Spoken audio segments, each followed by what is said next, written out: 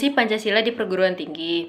Yang pertama, dapat memperoleh jiwa kebangsaan mahasiswa sehingga mahasiswa mempunyai dorongan politik. Yang kedua, agar mahasiswa tidak terpengaruh dari budaya luar. Yang ketiga, bertindak dalam kehidupan sehari-hari dengan mengikuti azas nilai-nilai Pancasila. Yang keempat, agar mahasiswa memiliki pedoman atau kaidah penuntun dalam berpikir. Hal yang sama juga terjadi di TPS 01 Desa Tambar, Kecamatan Jogoroto, Jombang. Pencoblosan ulang dilakukan atas rekomendasi Panwaslu setempat setelah ditemukan penggelembungan suara. Daftar undangan yang hadir adalah 308 orang, tapi hasil penghitungan suara bertambah 25 suara menjadi 333 suara. Kita melakukan fintech, kita melakukan kajian-kajian tentang kejadian itu sebenarnya kan sederhana saja, karena sudah dilakukan. Kami melaksanakan rekomendasi itu dengan sebaik-baiknya. Rekomendasi dari Panwas adalah melaksanakan pemungutan suara ulang. Baik, seperti video yang telah diberitakan di samping, video tersebut menerangkan tentang kecurangan dalam pemilihan umum. Seperti yang kita ketahui sendiri, bahwasanya kecurangan dalam pemilihan umum merupakan pelanggaran dalam Pancasila sebagai dasar negara.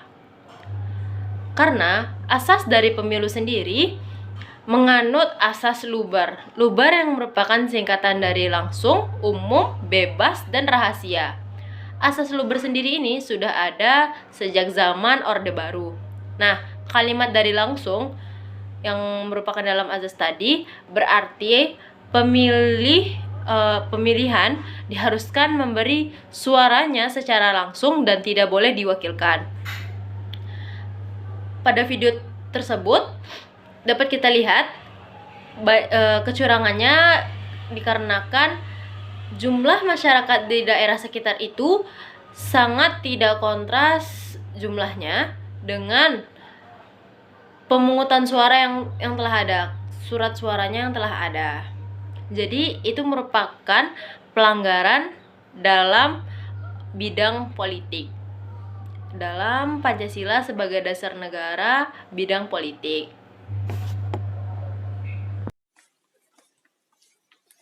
Dalam operasi premanisme yang dilakukan tim Sancang Polres Garut, polisi berhasil mengamankan sebanyak 16 orang yang kepergok sedang bertransaksi obat-obatan terlarang.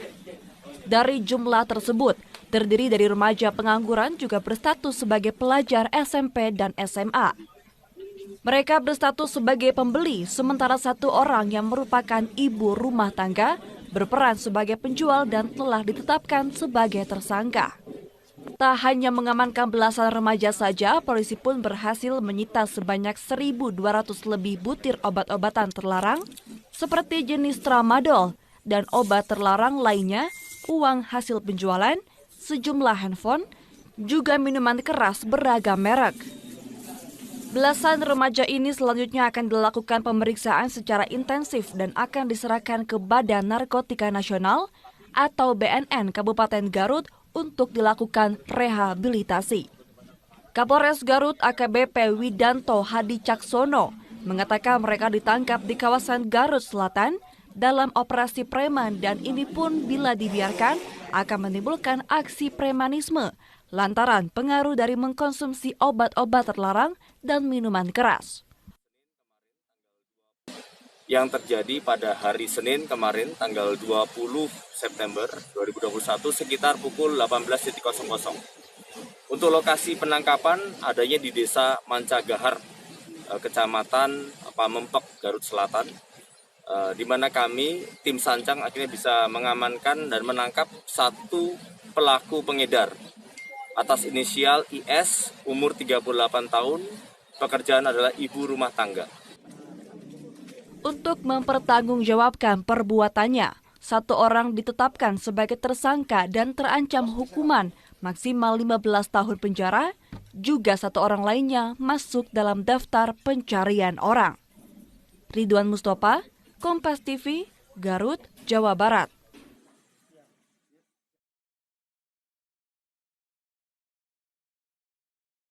Seperti video yang telah ditayangkan di samping, video itu membahas tentang kasus narkoba di kalangan remaja. Nah, seperti yang kita ketahui, kasus narkoba sendiri merupakan pelanggaran dari Pancasila sebagai ideologi negara.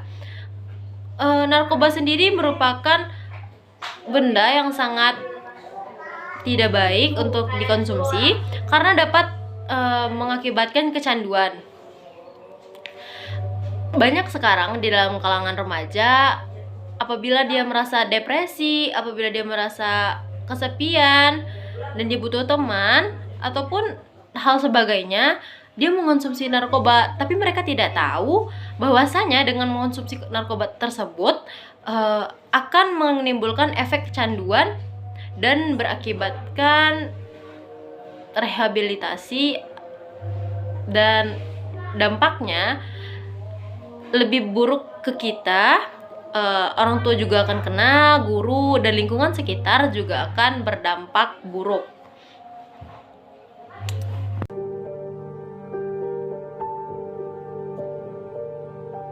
Sering diangkat oleh berbagai media karena memiliki toleransi antar umat beragama yang kuat, Kampung Sawah di Kota Bekasi, Jawa Barat ini memiliki banyak cerita tentang persaudaraan dan kehidupan antar umat beragama.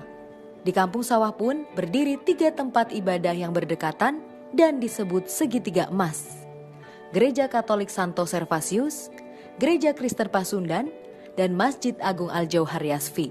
Kehidupan masyarakat di Kampung Sawah yang toleran, yang bineka, dan yang beragam, yang saling gotong royong dan sebagainya, itu sudah sejak awal Kampung Sawah ini ada. Jadi itu merupakan produknya leluhur kami yang kemudian diwariskan kepada kami untuk dijaga dan ditindaklanjuti sampai sekarang ini. Ya, jadi bukan produknya generasi zaman now ya. Teman-teman atau saudara-saudara kami yang Muslim pakai peci, yang Kristen juga pakai peci. Ketika sambutan misalnya ada Assalamualaikum, ada Shalom, ada Namo Buddhaya. Nah itu harus dibawa karena memang ada, semua itu lengkap gitu loh. Nah itu persoalannya. Apakah di tempat lain cocok dengan ini? Itu juga nggak tahu. Kalau mau Nah, seperti video yang ada di samping tadi, video di samping tadi membahas tentang kita tidak boleh membeda-bedakan ras, suku bangsa, agama, dan lain sebagainya, karena itu merupakan rasis. Rasis sendiri itu merupakan pelanggaran dari Pancasila sebagai sistem filsafat. Pancasila sebagai sistem filsafat sendiri lebih menjelaskan bagaimana cara kita untuk berkomunikasi, untuk merangkul sesama kita, dan tidak boleh membeda-bedakan hal-hal lainnya. Dalam video yang beredar di media sosial terlihat 7 orang menggunakan 3 sepeda motor saling berboncengan melaju di Jalan Petarani, Makassar.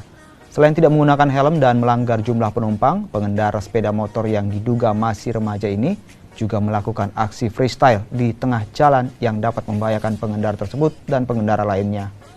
Menyikapi video tersebut, pihak kepolisian gencar akan melakukan patroli. Mereka yang kedapatan akan diberikan tilang dan tidak menutup kemungkinan kendaraannya akan dikurung selama 2-3 bulan. Selain itu, orang tua dari pengendara juga akan dipanggil. Jadi untuk yang freestyle yang lagi marak sekarang itu, kita nanti akan kenakan di pasal 283, yaitu mengemudi kendaraan dengan tidak wajar, di luar batas kewajaran.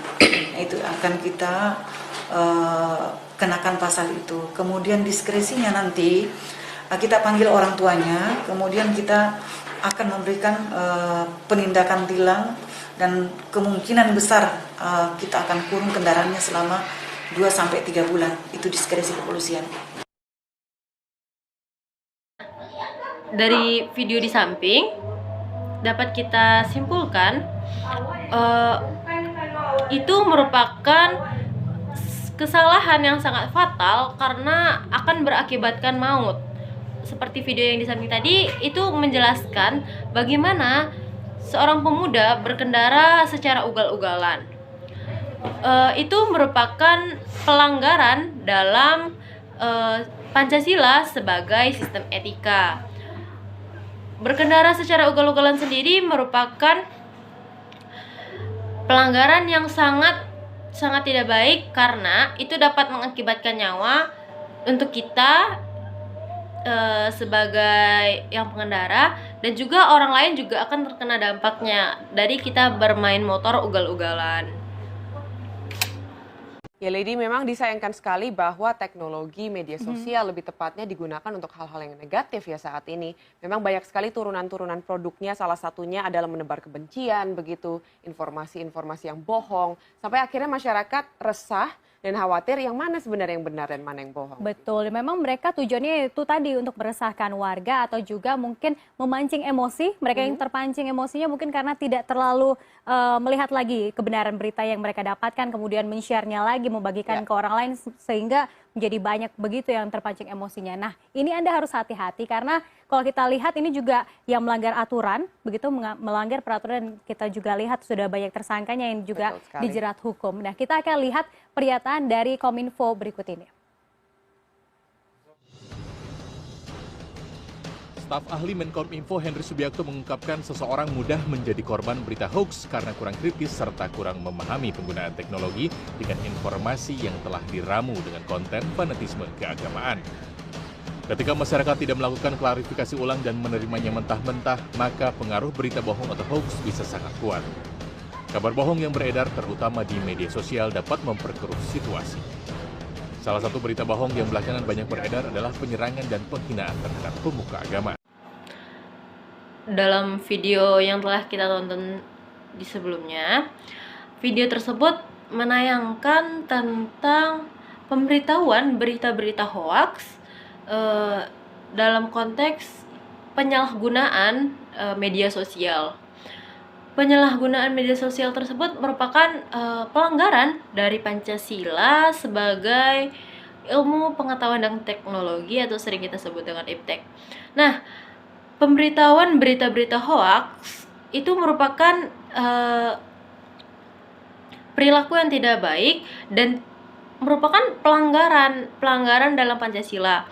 Karena seperti yang kita ketahui, apabila dengan adanya pemberitaan hoaks, seperti contoh ada peperangan yang terjadi, kita membaca berita tersebut, kita kira itu beritanya sudah baik, dan ternyata berita yang kita lihat itu merupakan berita hoaks dan tidak real kejadiannya.